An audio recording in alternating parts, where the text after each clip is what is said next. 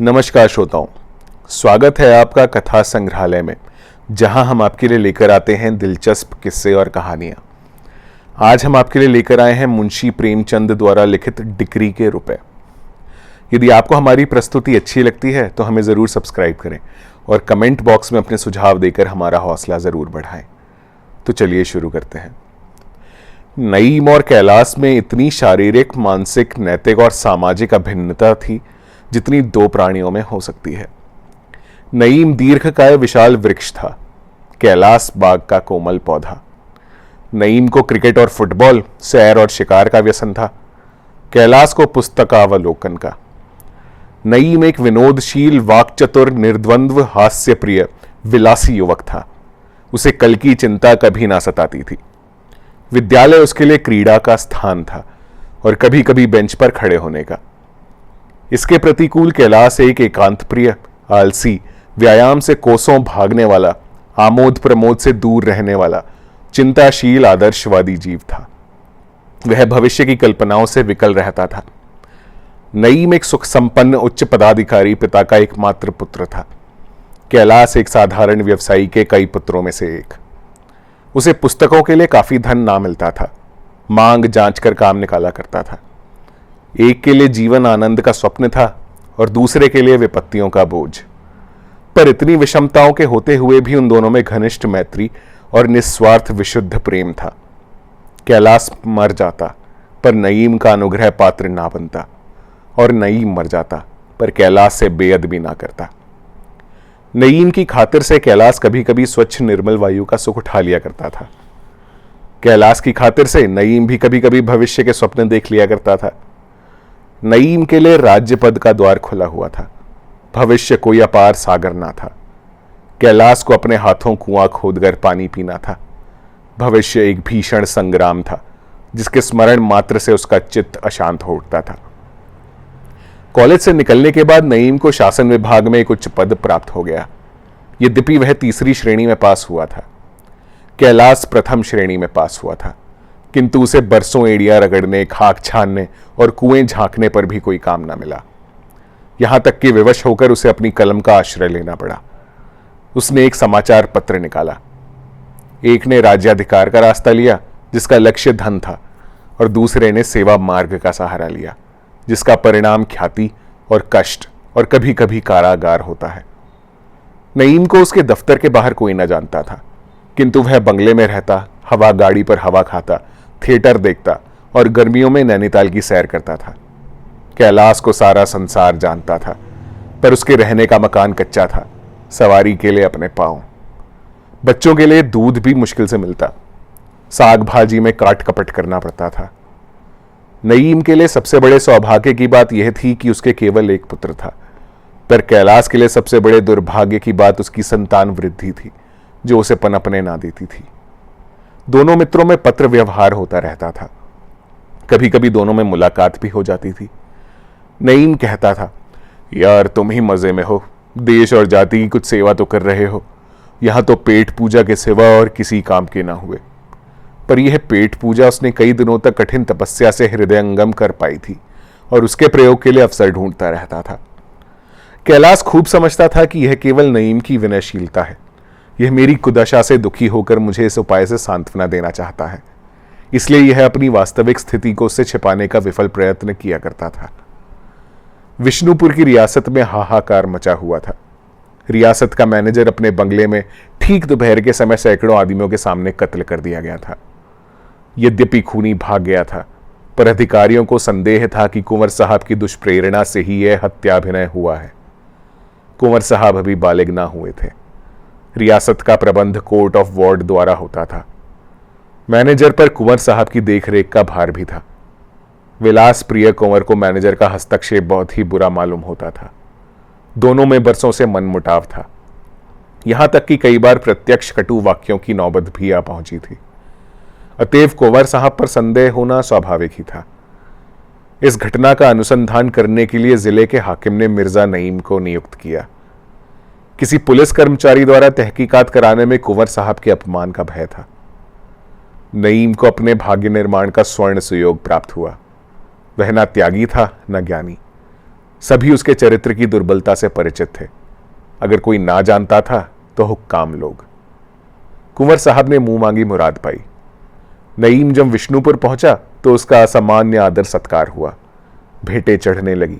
अर्दली से चपरासी, पेशकार, साईस, बाबरची, खिदमतगार तक सभी के मुंहतर और मुट्ठियां गर्म होने लगी। कुंवर साहब के हवाली मवाली रात दिन घेरे रहते, मानो दामाद ससुराल आया हो। एक दिन प्रातःकाल कुंवर साहब की माता आकर नईम के सामने अपना हाथ बांधकर खड़ी हो गई। नईम लेटा हुआ हुक्का पी रहा था।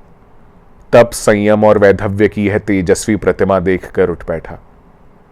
रानी उसकी ओर वात्सल्यपूर्ण लोचनों से देखती हुई बोली, हुजूर, मेरे बेटे का जीवन आपके हाथ में है।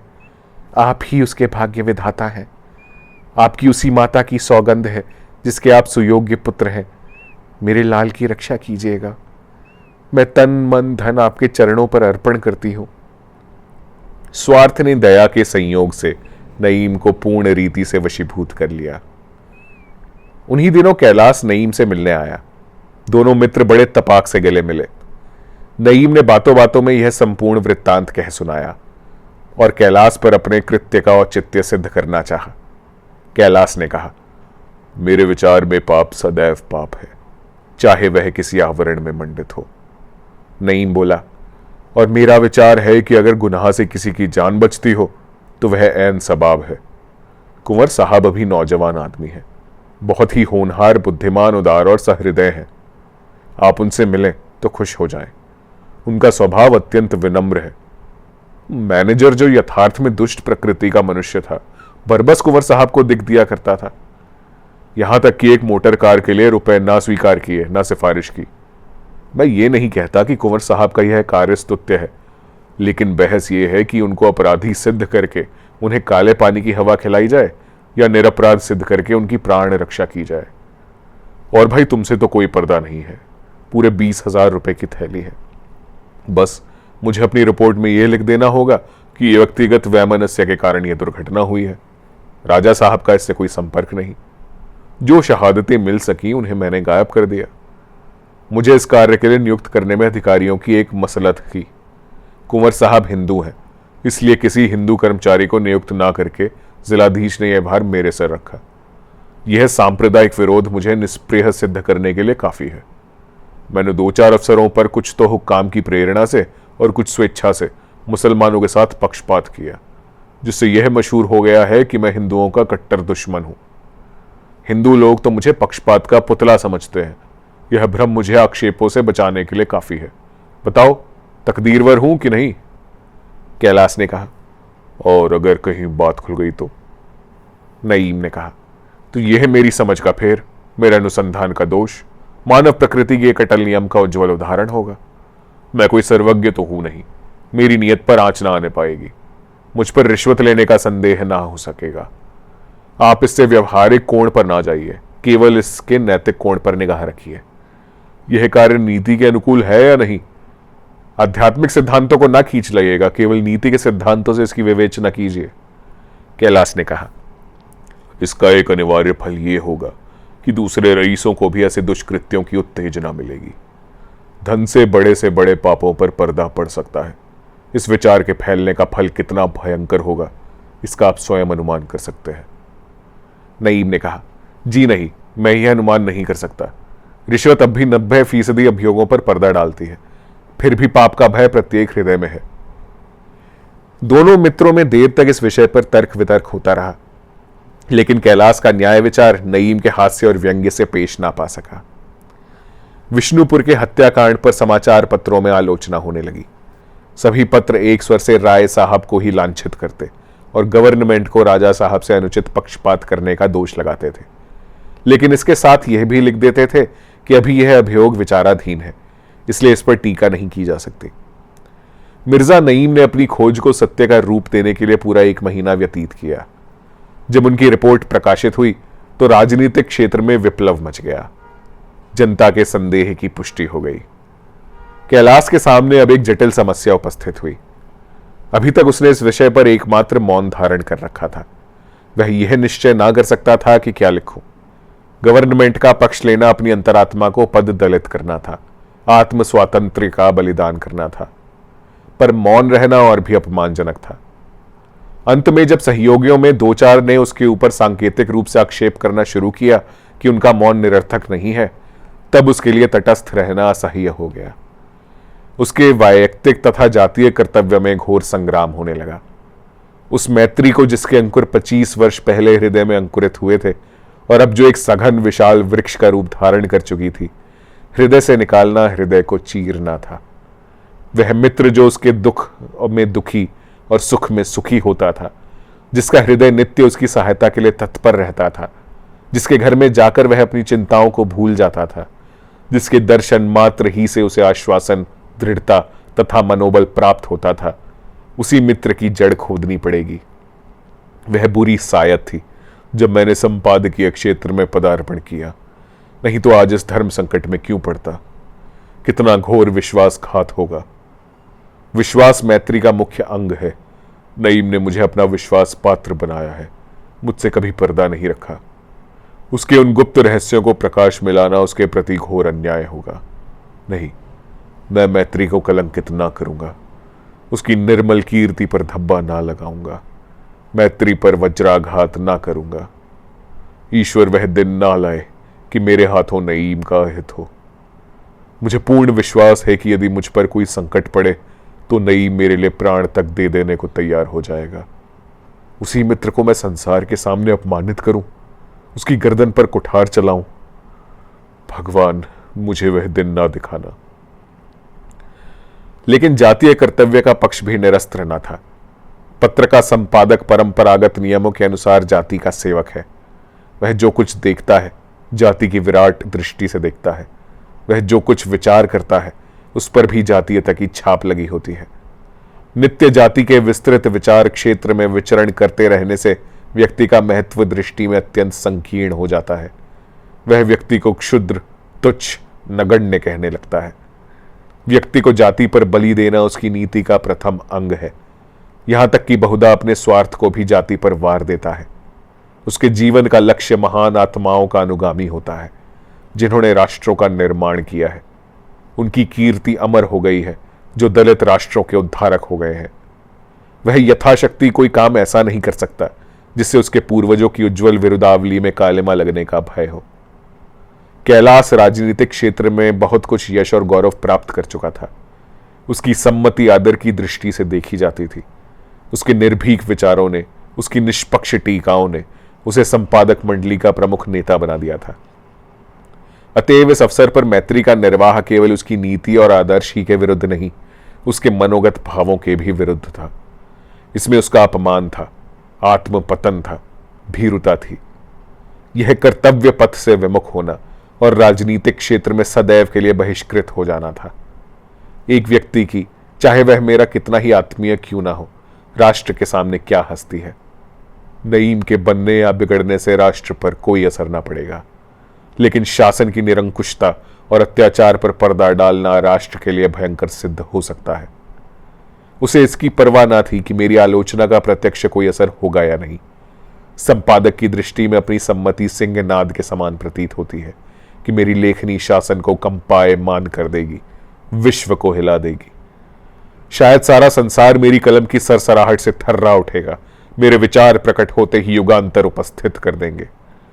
नईम मेरा मित्र है, किंतु राष्ट्र मेरा इष्ट है। मित्र के पद की रक्षा के लिए क्या अपने इष्ट पर प्राण घातक आघात करूं? कई दिनों तक कैलाश के व्यक्तिगत और संपादक के कर्तव्यों में संघर्ष होता रहा। अंत को जाति ने व्यक्ति को परास्त कर दिया।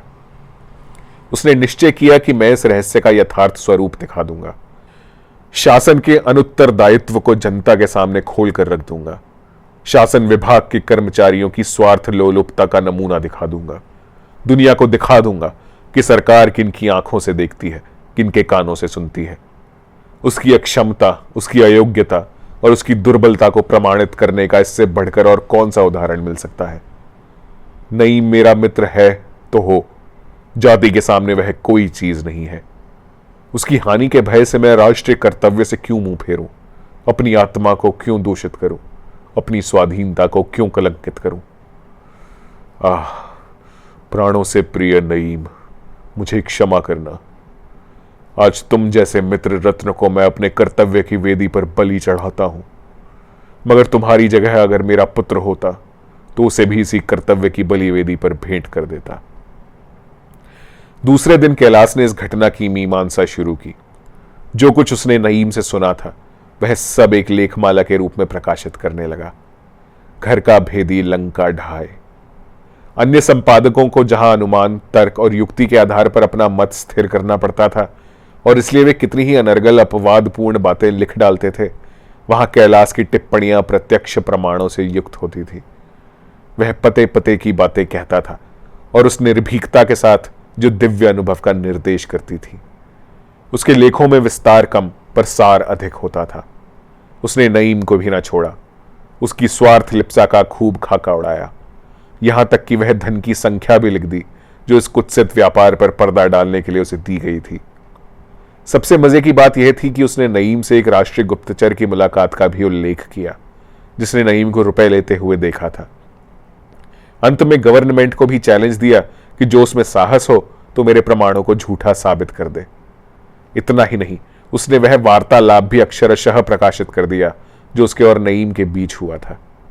रानी का नईम के पास आना, उसके पैरों पर गिरना, कुंवर साहब का नईम के पास नाना प्रकार के तोहफे लेकर आना, इन सभी प्रसंगों ने उसके लेखों में एक जासूसी उपन्यास का मजा पैदा कर दिया। इन लेखों ने राजनीतिक क्षेत्र में हलचल मचा दी। पत्र संपादकों को अधिकारियों पर निशाने लगाने के ऐसे अवसर बड़े सौभाग्य से मिलते हैं। जगह जगह शासन की इस करतूत की निंदा करने के लिए सभाएं होने लगी। कई सदस्यों ने व्यवस्थापक सभा में इस विषय पर प्रश्न करने की घोषणा की। शासकों को कभी ऐसी मुंह की ना खानी पड़ी थी। आखिर उन्हें अपनी मान रक्षा के लिए इसके सिवा और कोई उपाय न सूझा कि वे मिर्जा नईम को कैलाश पर मानहानि का अभियोग चलाने के लिए विवश करें। कैलाश पर इस्तगासा दायर हुआ। मिर्जा नईम की ओर से सरकार पैरवी करती थी। कैलाश स्वयं अपनी पैरवी कर रहा था। न्याय के प्रमुख संरक्षकों, वकील, बैरिस्टरों ने किसी अज्ञात कारण से उसकी पैरवी करना अस्वीकार किया। न्यायाधीश को हार कर कैलाश को कानून की सनद ना रखते हुए भी अपने मुकदमे की पैरवी करने की आज्ञा देनी पड़ी। महीनों अभियोग चलता रहा। जनता में सनसनी फैल गई। रोज हजारों आदमी अदालत में एकत्र होते थे। बाजारों में अभियोग की रिपोर्ट पढ़ने के लिए समाचार पत्रों की लूट होती थी। चतुर पाठक पड़े हुए पत्रों से घड़ी रात जागते जागते दुगने पैसे खड़े कर लेते थे, क्योंकि उस समय तक पत्र विक्रेताओं के पास कोई पत्र ना बचने पाता था।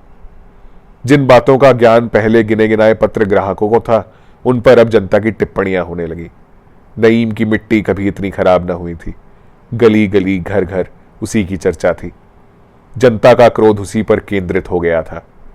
वह दिन भी स्मरणीय रहेगा जब दोनों सच्चे, एक दूसरे पर प्राण देने वाले मित्र अदालत में आमने सामने खड़े हुए और कैलाश ने मिर्जा नईम से जिरह करनी शुरू की। कैलाश को ऐसा मानसिक कष्ट हो रहा था मानो वह नईम की गर्दन पर तलवार चलाने जा रहा है, और नईम के लिए तो अग्नि परीक्षा थी। दोनों के मुख उदास थे, एक का आत्मग्लानि से, दूसरे का भय से। नईम प्रसन्न बनने की चेष्टा करता था, कभी कभी सूखी हंसी भी हंसता था, लेकिन कैलाश, उस गरीब के दिल पर जो गुजर रही थी उसे कौन जान सकता है। कैलाश ने पूछा, आप और मैं साथ पढ़ते थे, इसे आप स्वीकार करते हैं? नईम ने कहा, अवश्य स्वीकार करता हूं। कैलाश ने कहा, हम दोनों में इतनी घनिष्ठता थी कि हम आपस में कोई पर्दा ना रखते थे, इसे आप स्वीकार करते हैं? अवश्य स्वीकार करता हूं। क्या उस समय आपने मुझसे यह नहीं कहा था कि कुंवर साहब की प्रेरणा से यह हत्या हुई है? कदापि नहीं। आपके मुख से ये शब्द नहीं निकले थे कि 20,000 रुपए की थैली है? नईम जरा भी ना झिझका, जरा भी संकुचित ना हुआ। उसकी जबान में लेश मात्र भी लुकनत ना हुई, वाणी में जरा भी थरथराहट ना आई। उसके मुख पर अशांति, अस्थिरता या असमंजस का कोई भी चिन्ह ना दिखाई दिया। वह अविचल खड़ा रहा। कैलाश ने बहुत डरते डरते यह प्रश्न किया था। उसको भय था कि नईम इसका कुछ जवाब न दे सकेगा, कदाचित रोने लगेगा। लेकिन नईम ने निशंक भाव से कहा, संभव है आपने स्वप्न में मुझसे ये बातें सुनी हो। कैलाश एक क्षण के लिए दंग हो गया। फिर उसने विस्मय से नईम की ओर नजर डाल के पूछा, क्या आपने ये नहीं फरमाया कि मैंने 2-4 अफसरों पर मुसलमानों के साथ पक्षपात किया है और इसलिए मुझे हिंदू विरोधी समझकर इस अनुसंधान का भार सौंपा गया है। नईम जरा भी ना झिझका, अविचल, स्थिर और शांत भाव से बोला, आपकी कल्पना शक्ति वास्तव में आश्चर्यजनक है। बरसों तक आपके साथ रहने पर भी मुझे यह विदित नहीं हुआ था कि आप में घटनाओं का आविष्कार करने की ऐसी चमत्कारपूर्ण शक्ति है। कैलाश ने और कोई प्रश्न नहीं किया। उसे अपने पराभव का दुख ना था, दुख था नईम की आत्मा के पतन का। वह कल्पना भी ना कर सकता था कि कोई मनुष्य अपने मुंह से निकली हुई बात को इतनी ढिठाई से अस्वीकार कर सकता है, और वह भी उस आदमी के मुंह पर जिससे वह बात कही गई हो। यह मानवीय दुर्बलता की पराकाष्ठा है। वह नईम, जिसका अंदर और बाहर एक था, जिसके विचार और व्यवहार में भेद न था, जिसकी वाणी आंतरिक भावों का दर्पण थी, वह नईम, वह सरल, आत्माभिमानी, सत्य भक्त नईम इतना धूर्त, ऐसा मक्कार हो सकता है? क्या दास्ता के सांचे में ढलकर मनुष्य अपना मनुष्यत्व खो बैठता है? क्या यह दिव्य गुणों का रूपांतर करने का यंत्र है? अदालत ने नईम को 20,000 रुपयों की डिक्री दे दी। कैलाश पर वज्रपात हो गया। इस निश्चय पर राजनीतिक संसार में फिर कोहराम मचा। सरकारी पक्ष के पत्रों ने कैलाश को धूर्त कहा, जन पक्ष वालों ने नईम को शैतान बताया। नईम के दुस्साहस ने न्याय की दृष्टि में चाहे उसे निरपराध सिद्ध कर दिया हो, पर जनता की दृष्टि में तो उसे और भी गिरा दिया। कैलाश के पास सहानुभूति के पत्र और तार आने लगे। पत्रों में उसकी निर्भीकता और सत्यनिष्ठा की प्रशंसा होने लगी। जगह जगह सभाएं और जलसे हुए और न्यायालय के निश्चय पर असंतोष प्रकट किया गया। किंतु सूखे बादलों से पृथ्वी की तृप्ति तो नहीं होती। रुपए कहां से आवे, और वह भी एकदम से 20,000। आदर्श पालन का यही मूल्य है। राष्ट्र सेवा महंगा सौदा है। 20,000, इतने रुपए तो कैलाश ने शायद स्वप्न में भी ना देखे हों। और जब देने पड़ेंगे, कहां से देगा?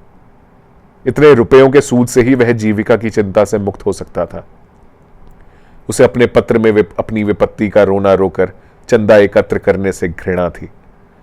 मैंने अपने ग्राहकों की अनुमति लेकर इस शेर से मोर्चा नहीं लिया था। मैनेजर की वकालत करने के लिए किसी ने मेरी गर्दन नहीं दबाई थी। मैंने अपना कर्तव्य समझकर ही शासकों को चुनौती दी। जिस काम के लिए मैं अकेला जिम्मेदार हूं, उसका भार अपने ग्राहकों पर क्यों डालूं? यह अन्याय है। संभव है जनता में आंदोलन करने से 2-4 हजार रुपए हाथ आ जाए, लेकिन यह संपादकीय आदर्श के विरुद्ध है। इससे मेरी शान में बट्टा लगता है। दूसरों को यह कहने का अवसर दूं कि और के मत्थे फुलौड़ियां खाई तो क्या बड़ा जग जीत लिया। तब जानते कि अपने बलबूते पर गरजते। निर्भीक आलोचना का सहरा तो मेरे सिर बंधा, उसका मूल्य दूसरों से क्यों वसूल करूं?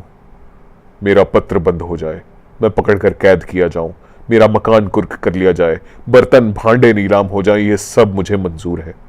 जो कुछ सिर पड़ेगी भुगत लूंगा, पर किसी के सामने हाथ ना फैलाऊंगा। सूर्योदय का समय था।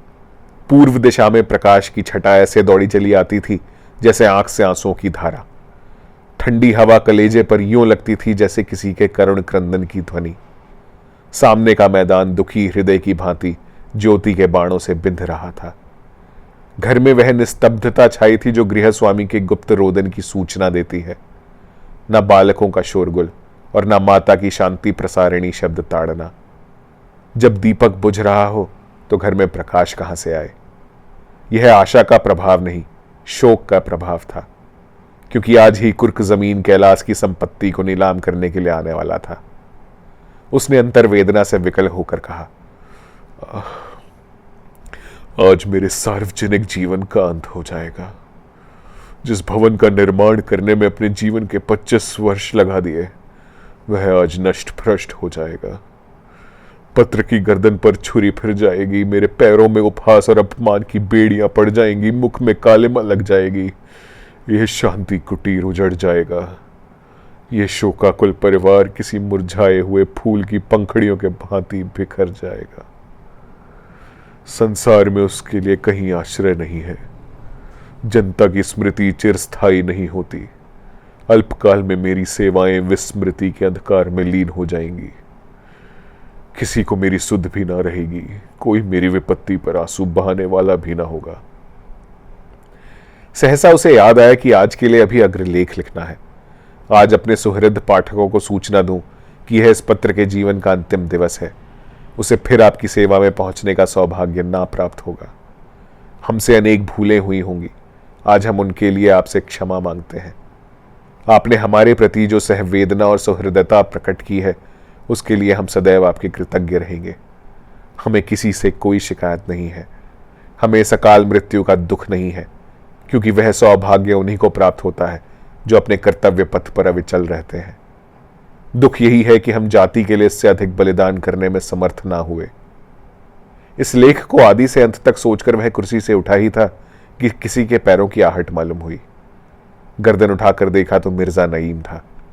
वही हंसमुख चेहरा, वही मृदु मुस्कान, वही क्रीड़ामय नेत्र। आते ही कैलाश के गले से लिपट गया।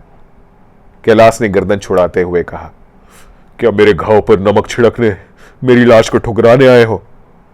नईम ने उसकी गर्दन को और जोर से दबाकर कहा, और क्या, मोहब्बत के यही तो मजे हैं। मुझसे दिल लगी ना करो, भरा बैठा हूं, मार बैठूंगा। नईम की आंखें सजल हो गईं। बोला, जालिम, मैं तेरी जबान से यही कटु वाक्य सुनने के लिए तो विकल हो रहा था। जितना चाहे कोसो, खूब गालियां दो, मुझे इसमें मधुर संगीत का आनंद आ रहा है। कैलाश ने कहा, और अभी जब अदालत का कुर्क अमीन मेरा घर बार नीलाम करने आएगा तो क्या होगा? बोलो, अपनी जान बचाकर तो अलग हो गए। नईम ने कहा, हम दोनों मिलकर खूब तालियां बजाएंगे और उसे बंदर की तरह नचाएंगे। अब तुम पिटोगे मेरे हाथों से जालिम, तुझे मेरे बच्चों पर भी दया ना आई। तुम भी चले मुझी से जोर आजमाने। कोई समय था जब बाजी तुम्हारे हाथ रहती थी, अब मेरी बारी है। तुमने मौका महल तो देखा नहीं मुझ पर पिल पड़े। सरासर सत्य की उपेक्षा करना मेरे सिद्धांत के विरुद्ध था और सत्य का गला घोंटना मेरे सिद्धांत के अनुकूल। कैलाश बोला, अभी एक पूरा परिवार तुम्हारे गले मर दूंगा तो अपनी किस्मत को रोओगे। देखने में तुम्हारा आधा भी नहीं हूं, लेकिन संतानोत्पत्ति में तुम जैसे 3 पर भारी हूं। पूरे 7 हैं, कम ना बेश। नईम ने कहा, अच्छा लाओ, कुछ खिलाते पिलाते हो या तकदीर का मरसिया ही गाए जाओगे। तुम्हारे सिर की कसम बहुत भूखा हूं, घर से बिना खाए ही चल पड़ा। कैलाश बोला, यहां आज 16 हो दंड एकादशी, सबके सब शोक में बैठे उसी अदालत के जल्लाद की राह देख रहे हैं। खाने पीने का क्या जिक्र? तुम्हारी बैग में कुछ हो तो निकालो, आज साथ बैठकर खा ले, फिर तो जिंदगी भर का रोना है ही। नईम ने कहा, फिर तो ऐसी शरारत ना करोगे? कैलाश बोला, वाह, ये तो अपने रोम रोम में व्याप्त हो गई है। जब तक सरकार पशुबल से हमारे ऊपर शासन करती रहेगी, हम उसका विरोध करते रहेंगे। खेद यही है कि अब मुझे इसका अवसर ही ना मिलेगा, किंतु तुम्हें 20,000 रुपए में से 20 रुपए भी ना मिलेंगे। यहां रद्दियों के ढेर के सिवा और कुछ नहीं है। नईम ने कहा, अजी मैं तुमसे 20,000 रुपए की जगह उसका 5 गुना वसूल कर लूंगा, तुम हो किस फेर में? कैलाश ने कहा, मुंह धो रखिए। नईम बोला, मुझे रुपयों की जरूरत है, आओ कोई समझौता कर लो। कुंवर साहब के 20,000 रुपए डकार गए, फिर भी अभी संतोष नहीं हुआ। सरकारी कर्मचारियों द्वारा मामला करने में और भी जेरबारी होगी। और ये तो क्या मामला कर लूं, यहां कागजों के सिवा और कुछ हो भी तो। मेरा ऋण चुकाने भर को बहुत है। अच्छा, इसी बात पर समझौता कर लो कि मैं जो चीज चाहूं ले लूं, फिर रोना मत। अजी तुम सारा दफ्तर सिर पर उठा ले जाओ, घर उठा ले जाओ, मुझे पकड़ ले जाओ और मीठे टुकड़े खिलाओ, कसम ले लो जो जरा भी चू करो। नहीं, मैं सिर्फ एक चीज चाहता हूं, सिर्फ एक चीज। कैलाश के कौतूहल की सीमा ना रही। सोचने लगा, मेरे पास ऐसी कौन सी बहुमूल्य वस्तु है, कहीं मुझसे मुसलमान होने को तो ना कहेगा। यही एक धर्म, एक चीज है जिसका मूल्य 1 से लेकर असंख्य तक रखा जा सकता है। जरा देखूं तो हजरत क्या कहते हैं। उसने पूछा, क्या चीज? नईम बोला, मिसेस कैलाश से 1 मिनट तक एकांत में बातचीत करने की आज्ञा। कैलाश ने नईम के सिर पर एक चपत जमाकर कहा, फिर वही शरारत, सैकड़ों बार तो देख चुके हो, ऐसी कौन सी इंद्र की अप्सरा है? वह कुछ भी हो, मामला करते हो तो करो, मगर याद रखना एकांत की शर्त। मंजूर है, फिर जो डिग्री के रुपए मांगे गए तो नोच ही खाऊंगा। हाँ, मंजूर है, कैलाश ने धीरे से कहा, मगर यार नाजुक मिजाज स्त्री है, कोई बेहुदा मजाक ना कर बैठना। नईम ने कहा, जी इन बातों में मुझे आपके उपदेश की जरूरत नहीं है, मुझे उनके कमरे में ले तो चलिए। सिर नीचे किया रहना। अजी आंखों में पट्टी बांध दो। कैलाश के घर में पर्दा ना था। उमा चिंतामग्न बैठी हुई थी। सहसा नईम और कैलाश को देखकर चौंक पड़ी। बोली, आइए मिर्जा जी, आपकी तो बहुत दिनों में याद किया। कैलाश नईम को वहीं छोड़कर कमरे से बाहर निकल आया, लेकिन पर्दे की आड़ से छिपकर देखने लगा कि इनमें क्या बातें होती हैं। उसे कुछ बुरा ख्याल ना था, केवल कौतूहल था। नईम बोला, हम सरकारी आदमियों को इतनी फुर्सत कहाँ, डिक्री के रुपए वसूल करने थे इसलिए चला आया हूं। उमा कहाँ तो मुस्कुरा रही थी, कहाँ रुपए का नाम सुनते ही उसका चेहरा फक हो गया। गंभीर स्वर में बोली, हम लोग स्वयं इसी चिंता में पड़े हुए हैं, कहीं रुपए मिलने की आशा नहीं है और उन्हें जनता से अपील करते संकोच होता है। अजी आप क्या कहती हैं, मैंने सब रुपए पाई पाई वसूल कर लिए। उमा ने चकित होकर कहा, सच? उनके पास रुपए कहाँ थे? नईम बोला, उनकी हमेशा से यही आदत है, आपसे कह रखा होगा मेरे पास कौड़ी नहीं है, लेकिन मैंने चुटकियों में वसूल कर लिया। आप उठिए, खाने का इंतजाम कीजिए। उमा ने कहा, रुपए भले क्या दिए होंगे, मुझे एतबार नहीं आता। नईम बोला, आप सरल हैं और वह एक ही काइयां, उसे तो मैं ही खूब जानता हूं, अपनी दरिद्रता के दुखड़े गा गा कर आपको चकमा दिया करता होगा। कैलाश मुस्कुराते हुए कमरे में आए और बोले, अच्छा अब निकलिए बाहर, यहां भी अपनी शैतानी से बाज ना आए। नईम ने कहा, रुपए की रसीद तो लिख दूं? उमा बोली, तुमने रुपए दे दिए, कहां मिले? कैलाश बोला, फिर कभी बतला दूंगा, उठिए हजरत। उमा बोली, बताती क्यों नहीं, कहां मिले? मिर्जा जी से कौन सा पर्दा है? कैलाश बोला, नहीं, तुम उमा के सामने मेरी तौहीन करना चाहते हो। नईम बोला, तुमने सारी दुनिया के सामने मेरी तौहीन नहीं की। तुम्हारी तौहीन की तो उसके लिए 20,000 रुपए नहीं देने पड़े। मैं भी उसी टकसाल के रुपए दे दूंगा। उमा, मैं रुपए पा गया, इस बेचारे का पर्दा ढका रहने दो। तो ये थी आज की कहानी। उम्मीद है आपको अच्छी लगी होगी। ऐसी ही एक और दिलचस्प कहानी के साथ आपके सामने फिर प्रस्तुत होंगे। यदि आपको हमारी प्रस्तुति अच्छी लगी तो हमें जरूर सब्सक्राइब करें और कमेंट बॉक्स में अपने सुझाव देकर हमारा हौसला जरूर बढ़ाएं।